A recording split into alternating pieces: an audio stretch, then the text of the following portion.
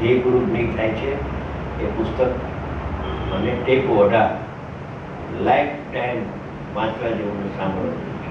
Life time બસ છે 12 સારે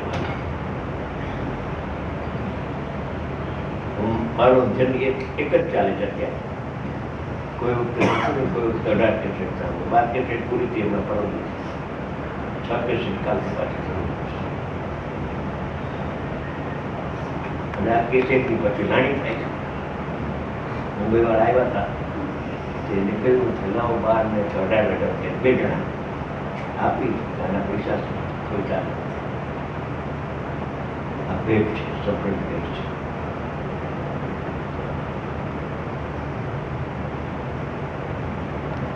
પણ સંગ્રહ માટે નહીં, ઉપયોગ માટે છે.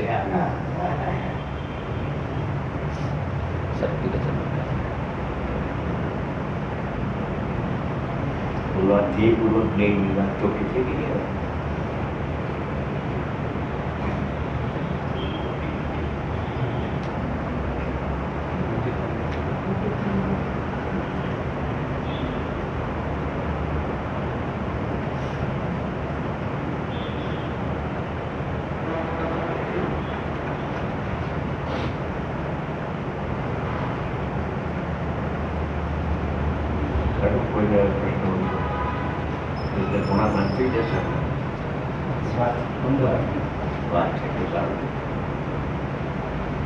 તમે આ જે પૂર્વજ્ઞાનનું વારંવાર અધ્યયન કરો તેમાંથી નવા નવા ન્યાયો કોઈ આવે આવે ને આવે.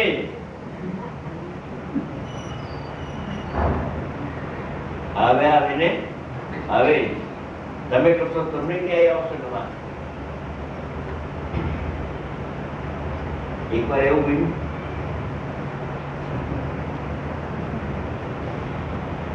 કે ગુરુદેવ ને ના ગુરુજી સમજી ગયા કે કાંતિ તું વાંચને, વાંચવા માટે કોઈ દીક્ષા નથી લીધી. ગુરુ લીધી. પછી ગુરુ સારા હતા, બધી વિચાર્યા, સરળ પડ્યા અને બહુ પ્રેમ ગુરુદેવ પરથી કે હું તમને એટલા માટે કહું છું કે તું જો વાંચીશ ને તો તને નવા નવા ન્યાયો ઉમેરવાથી આવશે એમ કહ્યું. ગુરુદેવના શબ્દો પછી વાંચવા બેઠા અને બન્યું વાંચનકાર જો ધ્યેય લક્ષથી વાંચતા હોય, નાયકના લક્ષથી વાંચતા હોય તો એને નવા નવા ન્યાયો અપૂર્વ. પણ વ્યવહારનો પક્ષ રાખીને વાંચતા હોય તો ઇન્દ્રિય જ્ઞાનની એકતા એવી દ્રઢ થાય. મારું જ્ઞાન લીધું, અરે જ્ઞેય લીધું છે, જ્ઞાન તો હજી પ્રગટ થયું નથી તો અભિમાન થઈ જાય. આત્માથી હોય તો એને લાભ મળે.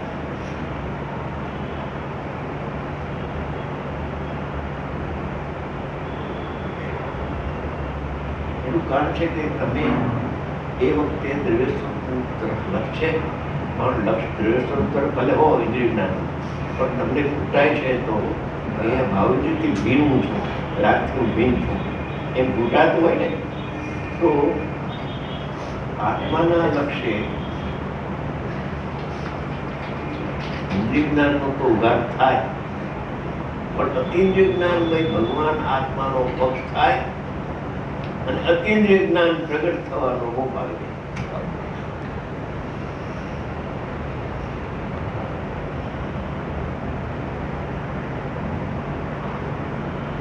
માટે ધ્યાનને અત્યંત બે કર્યું. મુનિરાજને પણ ધ્યાન ને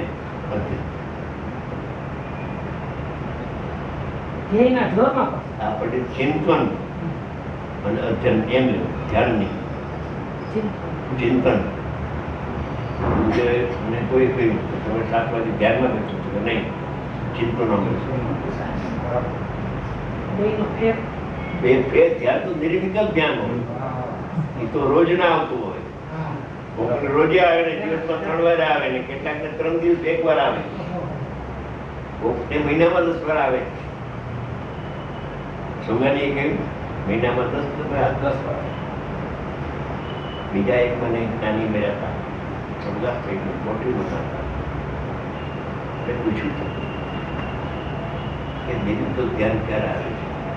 રોજ આવે છે.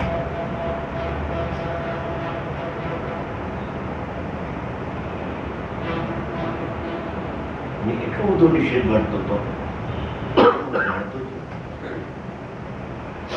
એના દાદા બહુ હોય ધ્યાને જલ્દી આવી તમે હોય તો તમે કરતો હોય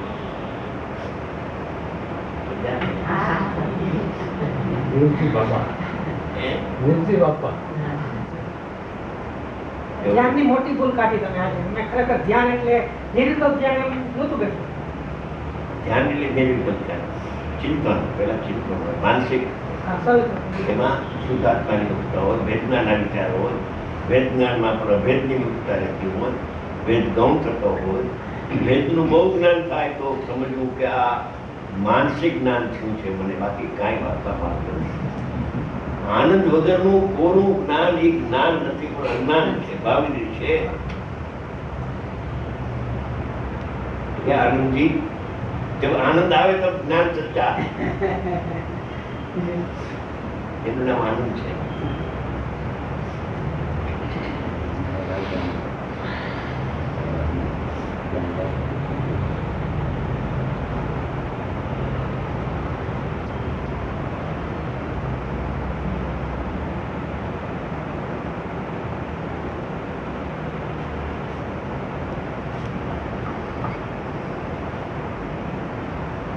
જાણનારું જણાય છે, ખરેખર પણ જણાતો નથી.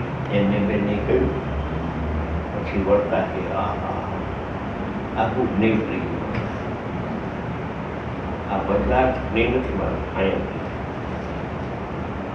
આવું નથી બેન, આવું નાની હોય કોઈ અંદર હોય એને કહો. આ ગુરુજીના શિષ્યોમાં ખરાબ હોય બધા આનાથી વિચાર નથી આવી, સાદી વિચાર નથી આવ્યા. બધા દુર્ભવી નથી, નિકટભવી જીવો પણ અહીંયા આવ્યા છે. અને આ પંચમકાળ 21,000 વર્ષનો છે. 21,000 વર્ષ. એમાં 123 જીવતો એવા છે કે અહીંથી વિખ્યાતો લઈને મહાવિદ્યમાં જાય, વિખ્યાત છૂટી જાય, સમય દર્શન થાય, મની અવસ્થા ધારણ કરી અને એ ભવે મોક્ષમાં જશે. એવા 123 બહુ ક્રમિક અને પાકવાના છે. એવો ચર્ચા સંગ્રહ છે, નામનું પુસ્તક એમાં છે ઉલ્લેખ. એમાં 2 જીવ તો હાથમાં આવી ગયા, બોલાય નહીં કોઈ ના. અમુક તો વયા ગયા છે. નથી ગયા, જાય છે, જાય છે, જીવતા છે.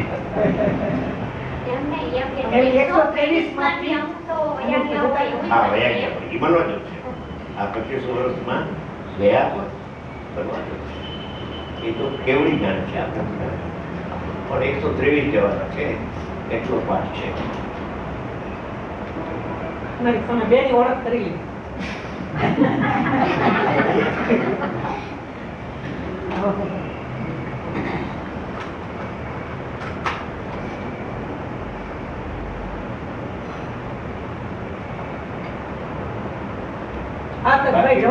આ પુસ્તક બહાર પડ્યું છે, ઓલું કેવું વચરામૃત નહીં, કેવું ભવ્યામૃત. એમાં તો એવું ઉલ્લેખ છે કે ઓછામાં ઓછા 3 બહુ, વધારે 8 હોય તો બહુ થશે. એવા જીવો આ કાળમાં સમ્યક પામનારા હોય તો, સમ્યક પામે તો વધારે 8 વર્ષ બહુ.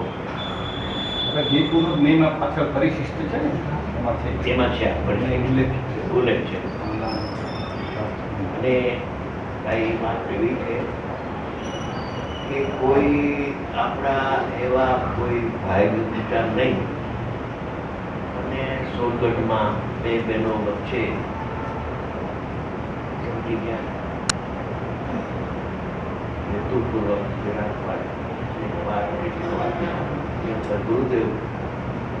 ગુરુદેવના જ્ઞાનમાં કેટલાક જીવ આવી ગયા છે. 4 ભવવાળા, 6 ભવવાળા, 10 વાળા, 15, આટલા પ્રકારવાળા એવી ઘટના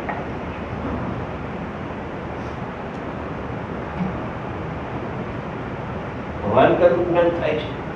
પોતાનાને પર સંબંધીનો ભવાંતર આગલા પછલા ભવનું જ્ઞાન નિર્મળ જ્ઞાન થઈ જાય છે. સમ્યક દ્રષ્ટિ ને નિર્મળ જ્ઞાન તો હોય પણ કોઈ ખ્યાલ નથી રહ્યો. અને એનું દ્રવ્ય ઊંચું હોય ઊંચા દ્રષ્ટિએ અને દ્રવ્ય ઊંચું હોય માંગલિક તીર્થંકર કે ગણધર એવા અજ્ઞાની જીવને પણ પોતાનો ને પરનો બહુ ખ્યાલ રાખે છે. ભવિષ્ય તમને તો ઘણો પરિચય હોય.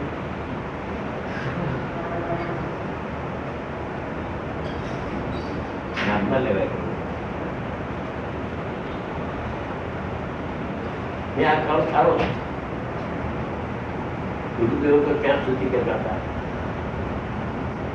કે આ બધા તમે ભગવાન છો ને ભગવાન આચરાતા હતા. આમ સાગમ છે સભા सोनाली जी के इधर का अधिकांश जीव मोक्ष जाने वाला है.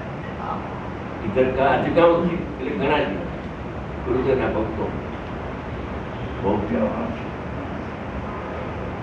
આવી વાત જ્યાં બહાર આવી ત્યાં એક જ ભવિતો હોય ત્યારે તો બહાર આવે દુર્ભવિ પણ વાત નીકળે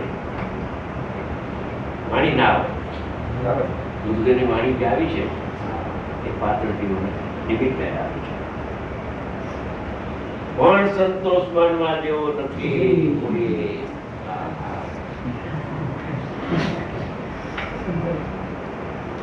ખેંચી લીધું હિંમત છે હિંમત છે. હિંમત છે ભાઈ.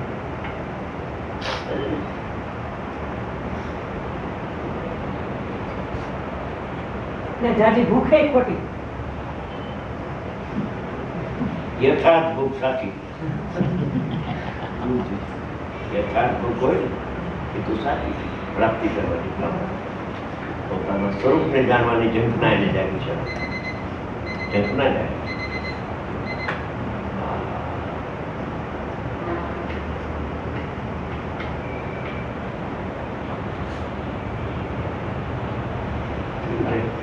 બાકી છે એમ જાય છે.